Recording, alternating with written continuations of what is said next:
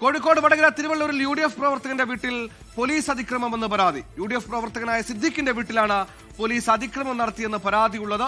സ്ത്രീകൾ മാത്രമുള്ള വീട്ടിലേക്ക് പോലീസ് അതിക്രമിച്ചു കയറിയെന്നും പരാതിയിൽ പറയുന്നു.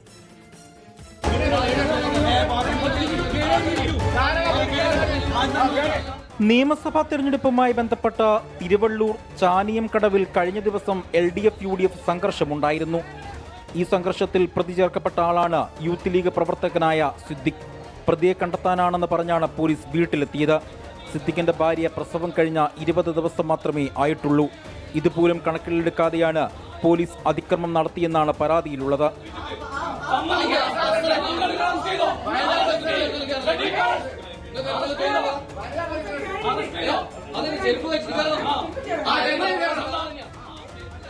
യൂത്ത് കോൺഗ്രസ് പ്രവർത്തകർ റെയ്ഡിനെത്തിയ പോലീസുകാരെ തടഞ്ഞു. അതേസമയം പ്രതിയെ കണ്ടെത്താനാണ് റെയ്ഡ് നടത്തുന്നു എന്നാണ് പോലീസിന്റെ വിശദീകരണം. 24 കോഴിക്കോട്.